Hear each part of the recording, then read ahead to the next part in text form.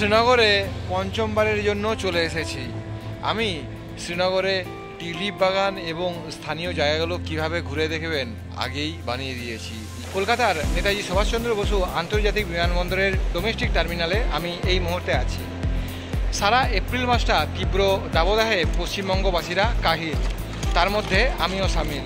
তবে এই 30শে এপ্রিল আমার একটা কাশ্মীর যাবার সুযোগ হয়েছে। আমি তাই এখান থেকে কাশ্মীরের উদ্দেশ্যে আজকে রওনা দেব। ইন্ডিগো এয়ারলাইন্সে কলকাতা থেকে শ্রীনগর সরাসরি বিমান পরিষেবা চালু হয়ে গেছে। আমি সেই পরিষেবাটা আজকে কেমন আপনাদের সামনে তুলে ধরব। রাস্তাঘাট না চেনা গ্রামের ছেলে পিন্টু চিত্রকরের ইউটিউব চ্যানেলে সবাইকে সুস্বাগতম, ওয়েলকাম। চলুন রাস্তা চেনার গল্প এবং কলকাতা থেকে সরাসরি শ্রীনগর ইন্ডিগো ফ্লাইটের গল্প শুরু করা যাক। ইন্ডিগো এয়ারলাইন্সে কলকাতা থেকে শ্রীনগর যাওয়ার সময় আগে চণ্ডীগড়ে যাত্রাপথে বিরতি অর্থাৎ লেওভার ছিল। আগামী দিনে যারা আকাশপথে কলকাতা থেকে শ্রীনগর যেতে চান তারা দমদম থেকে যখন শ্রীনগর বিমানবন্দর যাবেন আপনাদের যাত্রাপথে কোথাও কোনো বিরতি দিতে হবে না, ফলে আপনাদের বিমান ভাড়ায় বেশ কিছুটা সাশ্রয় হবে। আমার অনুরোধ, আপনারা হাওড়া থেকে সরাসরি জম্মু তাওয়াই কোনো ট্রেনেই যাবেন না। আমি আগে আমার চ্যানেলে দেখিয়েছি হাওড়া থেকে দিল্লিতে একবেলা ভ্রমণ সম্পূর্ণ করে দিল্লি থেকে আপনারা উধমপুর ট্রেনে পৌঁছে যেতে পারেন। উধমপুর থেকে সড়ক পথে বানিহাল থেকে মাত্র 45 টাকা লোকাল ট্রেনে শ্রীনগর। ভিডিওটি না দেখে থাকলে লিঙ্ক এই ভিডিও ডেসক্রিপশন বক্সে পেয়ে যাবেন। কাশ্মীর ভ্রমণের পরিকল্পনা করেছেন, আপনারা কিভাবে ঘুরবেন, কিভাবে বেড়ানোর প্ল্যানটা করবেন এবং আপনাদের এস্টিমেট কি হতে পারে, এই সম্বন্ধে আমার সাথে আলোচনা করার জন্য বা আমার পরামর্শ নেওয়ার জন্য আপনারা আমার সাথে যোগাযোগ করতে পারেন। আমার কন্ট্যাক্ট নম্বর 9933925926। আমি পরামর্শ দেওয়ার জন্য, আইটিনারি বানিয়ে দেওয়ার জন্য চার্জেস নিয়ে থাকি। এটা পেড সার্ভিস। আমার ফ্লাইট নম্বর 6E6961। এর প্লেলিস্টে গেলে আপনারা কাশ্মীর ভ্রমণের বিভিন্ন ভিডিও দেখতে পাবেন। গুলমার্গ, সোনমার্গ, পেহেলগাম, শ্রীনগর থেকে লোকাল ট্রান্সপোর্ট ব্যবহার করে কিভাবে কাশ্মীর ভ্রমণ হবে আমি যাবতীয় ভিডিও বানিয়ে আগেই দিয়েছি। সেই সমস্ত ভিডিওগুলো আমার পশ্চিমবঙ্গবাসী এবং বাংলাদেশের পর্যটক ও দর্শক বন্ধুদের ভীষণ কাজে লেগেছে। এবারে আমি কাশ্মীরে পঞ্চমবারের জন্য যাচ্ছি। আমার 4বার কাশ্মীর যাওয়ার অসাধারণ অভিজ্ঞতা হয়েছে। আমি দিল্লি থেকে ট্রেনে উধমপুর হয়ে কাশ্মীর পৌঁছেছি, আবার কখনো লখনৌ হয়ে অমৃতসর হয়ে শ্রীনগর পৌঁছেছি। তবে এবারে কলকাতা থেকে সরাসরি শ্রীনগরের উদ্দেশ্যে উড়ানে অংশগ্রহণ করব। আপনাদের কাশ্মীর ভ্রমণের কী পরিকল্পনা আছে তা অবশ্যই কমেন্ট বক্সে কমেন্ট করে জানাতে ভুলবেন না। এই গ্রীষ্মে বা আগামী বর্ষায় আপনাদের কী ভ্রমণ পরিকল্পনা তাও জানাতে ভুলবেন না। এখন আপনাদের মনে হঠাৎ শ্রীনগর বা কাশ্মীর যাওয়া কেন? আসলে আমি যখন মার্চ মাসের শেষে কাশ্মীর গিয়েছিলাম তখন শুধুমাত্র গুলমার্গ এবং শ্রীনগর ভ্রমণ সম্পূর্ণ করেই আমি দিল্লিতে আমার দাদা ভাইয়ের বাড়িতে চলে আসি। দাদা ভাইয়ের জন্মদিন পালন করার পরে আমি উত্তরাখণ্ড ভ্রমণে চলে গিয়েছিলাম।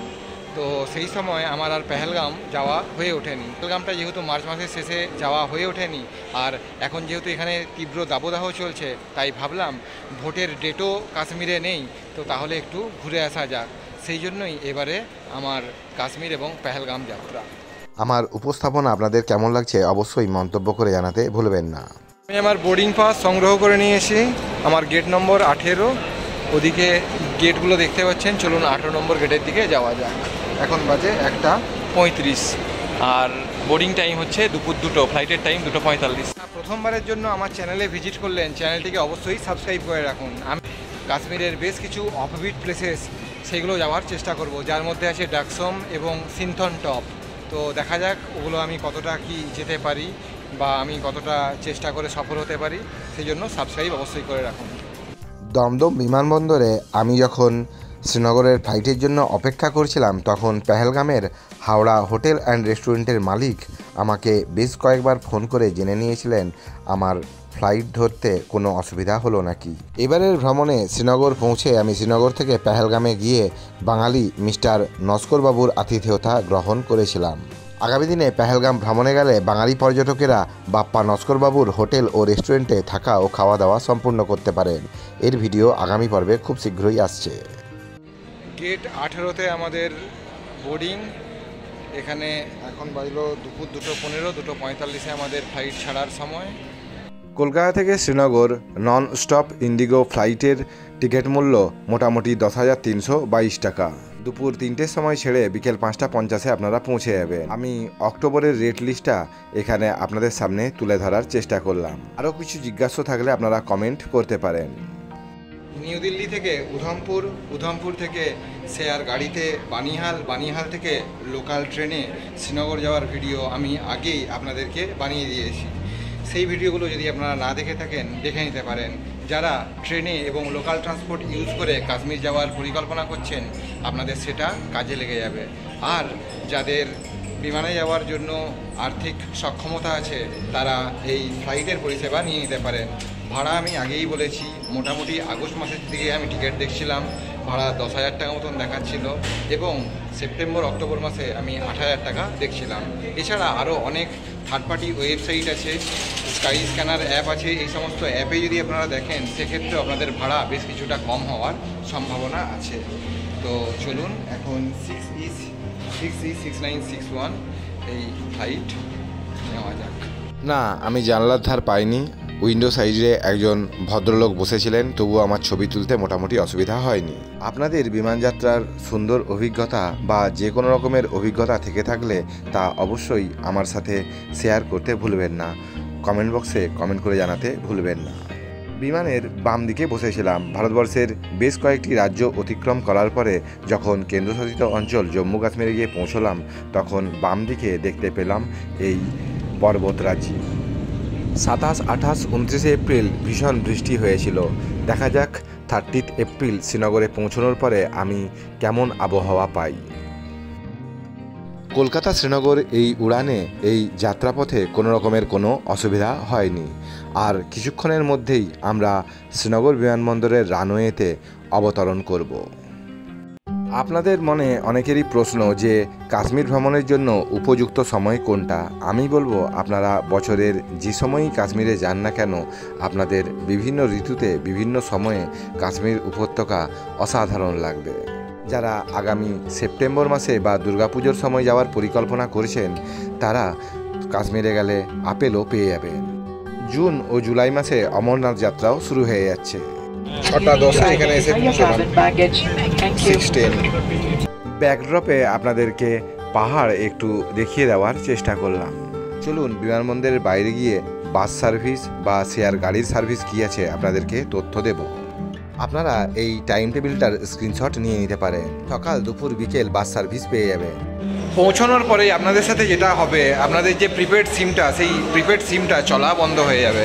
আপনারা যদি পশ্চিমবঙ্গ থেকে পোস্টপেড সিম নিয়ে আসেন তাহলে সেটা এখানে কার্যকর হবে, আর যদি না থাকে তাহলে আপনাদেরকে এখানে এসে এখানকার লোকাল সিম কিনতে হবে।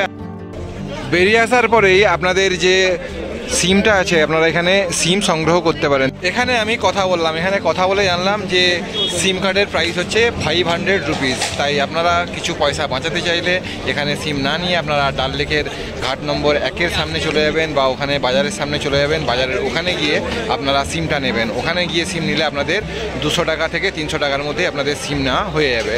ওখানে ওই সিমের জায়গাটা তারপরে বেরিয়ে এলেই সামনে ওখানে আপনারা গেলে স্ট্যান্ড পাবেন। এটা আমি আগেও যখন এখানে এসেছিলাম এয়ারপোর্টে দেখিয়েছিলাম, আবারও এবারে 2024-এর এই 30 এপ্রিল দেখিয়ে দিচ্ছি। এখন বাজে সন্ধ্যা 6:20। বাসে যাওয়ার জন্য এখানে টাইম টেবিলটা আছে দেখুন। আমি যেটা এয়ারপোর্টে পৌঁছানোর পরেই দেখলাম, তবে 5:30 পার হয়ে গেছে, বাস আজকে আর পাবো না।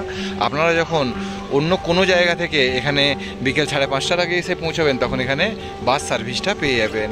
আর এই এয়ারপোর্টের উল্টো দিকেই আছে এখানে গাড়ির সার্ভিস। এখান থেকে আপনারা গাড়ি ভাড়া করে যাবেন লালচক বা টিআরসি ট্যাক্সি স্ট্যান্ড। এয়ারপোর্ট থেকে বেরিয়ে আসার পরে এই জায়গা থেকে বাসটা ছাড়ে, এখান থেকে বাস সার্ভিস পাওয়া যায়। ঠিক এয়ারপোর্টের উল্টো দিকে এখান থেকে আপনারা বাস পেতেন, তবে এখন যেহেতু 5:30 বেজে গেছে আপনারা আর বাস পাবেন না। সেক্ষেত্রে আমাকে এখান থেকেই এই গাড়ি সার্ভিস নিতে হবে।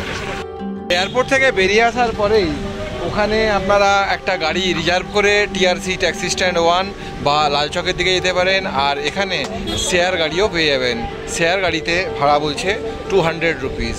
তো এই শেয়ার গাড়িতে করেই এখন আমি টিআরসির দিকে রওনা দেব। এছাড়া আপনারা এদিকেই রাস্তা আছে, এই রাস্তার এদিকে বেরোলে বাইরে গেলেও ওখান থেকেও আপনারা একদম মূল রাস্তার বাইরে গিয়ে ওখান থেকেও আপনারা কিছু অটো ভাড়া করতে পারেন। সেক্ষেত্রে আপনাদের ভাড়া একটু কম পড়তে পারে। যারা পরিবারের 5 থেকে 7 জন সদস্য আসবেন, এখান থেকে এয়ারপোর্ট থেকে টিআরসি ট্যাক্সি স্ট্যান্ড বা লালচক যেতে চাইলে আপনাদের গাড়িতে ভাড়া পড়বে মোটামুটি 1600 থেকে 1800 টাকা। 6:34 আমাদের শেয়ার গাড়ি এখান থেকে ছাড়লো। এখন গন্তব্য টিআরসি। শ্রীনগরের স্থানীয় ড্রাইভার দাদা আমাকে বলছিলেন গত দুদিন অর্থাৎ 27, 28, 29 এপ্রিল ভীষণ রকমের বৃষ্টি পড়েছিল, ওয়েদার একদমই খারাপ ছিল। তবে আজকে 30 এপ্রিল 2024 আবহাওয়া বেশ ভালো দেখতে পাচ্ছি। 2024-এর মার্চে যখন টিউলিপ ফেস্টিভ্যাল দেখতে এসেছিলাম তখন বানিহাল থেকে ভিস্টাডোম কোচে আমি শ্রীনগরে রেলপথে পৌঁছেছিলাম। শ্রীনগর বিমানবন্দর ছাড়ার পরে এইটা হলো একটা বিখ্যাত ক্রসিং, এটা হলো হায়দারপোরা ক্রসিং। এই হায়দারপোরা ক্রসিং পার করার পরে এখন আমাদের গন্তব্য জাহাঙ্গীর চক হয়ে লালচক। জাহাঙ্গীর চক লালচক পার করে আমরা পৌঁছে যাব TRC taxi stand 1। TRC taxi stand 1-এর সামনেই অবস্থিত ডাল লেকের 1 নম্বর ঘাট বা ডালগেট বাস স্টপ। আমার যে সমস্ত পর্যটক ও দর্শক বন্ধু জীবনে প্রথমবার কাশ্মীর ভ্রমণের পরিকল্পনা করছেন বা শ্রীনগরে পৌঁছবেন, তারা আমার সাথে সরাসরি যোগাযোগ করে আমার সাথে কনসাল্ট করতে পারেন। এটা পেড সার্ভিস। এই যে ব্রিজ, এই ব্রিজটার নাম হলো জিরো ব্রিজ। ঝিলম নদীর উপরে অবস্থিত এই জিরো ব্রিজ। এই জিরো ব্রিজ পার করার পরেই আমরা পৌঁছে গেলাম TRC taxi stand 1। Jammu and Kashmir ব্যাংকের হেডকোয়ার্টারের উল্টো দিকেই টিআরসি ট্যাক্সি স্ট্যান্ড 1 অবস্থিত। আমি গুগল ম্যাপ লোকেশন এই ভিডিওর ডেসক্রিপশন বক্স এবং ফার্স্ট কমেন্টে দিয়ে দিলাম। শ্রীনগরে ভূস্বর্গ কাশ্মীরে, কাশ্মীর উপত্যকায় আপনাদেরকে সুস্বাগতম। টিআরসি ট্যাক্সি স্ট্যান্ড 1 থেকে হাঁটা পথে আপনারা ডাল লেকের পাড়ে পৌঁছতে পারবে। মাত্র 200 টাকা ভাড়াতে টিআরসি ট্যাক্সি স্ট্যান্ড 1-এ চলে এলাম। ওখানে ওই ব্রিজটা পার হওয়ার পরে এখানে এসে পৌঁছবেন। ওখানে আপনারা দেখুন, ওটা হলো জম্মু অ্যান্ড কাশ্মীর ব্যাংকের হেডকোয়ার্টার। জম্মু অ্যান্ড কাশ্মীর ব্যাংকের হেডকোয়ার্টারের ঠিক উল্টো দিকেই এই টিআরসি ট্যাক্সি স্ট্যান্ড। এটাকে ট্যুরিস্ট রিসেপশন সেন্টার বলা হয়। সামনে ওখানে আপনারা এগোনোর পরে ডান দিকে বাঁকলেই পৌঁছে যাবেন ডাল লেকের ডাল গেটের দিকে। তারপর যাবেন ডাল লেক ঘাট 1। এগুলো জম্মু অ্যান্ড কাশ্মীর ব্যাংকের হেডকোয়ার্টারের উল্টো দিকে এই হচ্ছে টিআরসি ট্যাক্সি স্ট্যান্ড 1। আপনারা ওদিক দিয়ে ব্রিজ পার করে এলাম। আর সামনে ওখানে এই জম্মু অ্যান্ড কাশ্মীর ব্যাংক, সামনে ওখানে গেলেই ডান দিকে বাঁকলে ডাল লেকের দিকে যাবেন, আর বাম দিকে বাঁকলে লালচকের দিকে যাবেন। ডান দিকে ডাল লেক, বাম দিকে লালচক। টিআরসি ট্যাক্সি স্ট্যান্ড 1 থেকে একটু এগিয়ে আসার পরেই আমি একটা ই রিক্সাওয়ালা পেয়ে গিয়েছিলাম। ই রিক্সাওয়ালা দাদাকে বললাম যে চলো আমাকে ঘাট নম্বর 12, 13, 14 দিকে নিয়ে চলো। উনি আমাকে ই রিক্সায় চড়িয়ে আস্তে আস্তে ঘাট নম্বর 12, 13, 14 দিকে নিয়ে যেতে থাকলেন। এই হলো ডাল লেকের সান্ধ্যকালীন দৃশ্য। 2024-এ লোকসভা নির্বাচন বর্তমান সময়ে চলছে, সেই জন্য শ্রীনগরে পর্যটকদের ভিড় একটু কম। শ্রীনগর কাশ্মীরে আপনারা সারা দিন রাত, একদিন দুদিন যতদিনই থাকুন না কেন, কিন্তু সন্ধ্যাবেলায় যখনই আকাশটা নীল হয়ে যায় তখন অবশ্যই একবার এখানে চলে আসবেন। সন্ধ্যাবেলায় এই নীলাভ ডাল লেক এবং এখানকার এই পরিবেশ, আর ওদিকে ওই যে হরি পর্বত, এটা আপনাদের অসাধারণ লাগবে। আমি এই মুহূর্তে ঘাট নম্বর 10, 11, 12 পার করে দাঁড়িয়ে আছি। ওদিকটাতে গেলে নেহরু পার্কের ওখানে গিয়ে পৌঁছবো, ঘাট নম্বর 15 ওখানে গিয়ে পৌঁছবো। আর এই হলো আমাদের বিখ্যাত বুলেভার্ড রোড। ওদিকে ডাল লেকের 1 নম্বর ঘাট থেকে বুলেভার্ড রোড ধরে আপনারা এদিকটাতে চলে আসবেন। এদিকে আসার পরে এই দৃশ্যটা দেখবেন, আর ওই দিকে দেখুন, ওটা হচ্ছে হরি পর্বত। আমি হরি পর্বতের উপরেও উঠে সম্পূর্ণ শ্রীনগর শহরটা দেখেছিলাম। তো এই হচ্ছে ডাল লেকের সন্ধ্যাবেলা। আজ 30 এপ্রিল 2024। এখন উষ্ণতা এখানে 12 ডিগ্রি সেন্টিগ্রেড। আমার তোলা ছবিগুলো এবং ভ্রমণ তথ্যমূলক ক্লিপিংস ভিডিওগুলো দেখার জন্য আপনারা আমাকে আমার ইনস্টাগ্রাম পেজ পিন্টু চিত্রকর এবং আমার ফেসবুক পেজ পিন্টু চিত্রকর গাইড, এই দুটোকে ফলো করতে পারেন। আমার আজকের ভিডিও ভালো লাগলে লাইক করবেন, কোনো কিছু জানতে হলে কমেন্ট করবেন, আমি অবশ্যই উত্তর দেওয়ার চেষ্টা করব। আর যারা আমার চ্যানেল নতুন, চ্যানেলটিকে অবশ্যই সাবস্ক্রাইব করবেন। সবাই সুস্থ থাকুন, ভালো থাকুন, সাবধানতা অবলম্বন করে ভ্রমণ করুন। দুগ্গা দুগ্গা।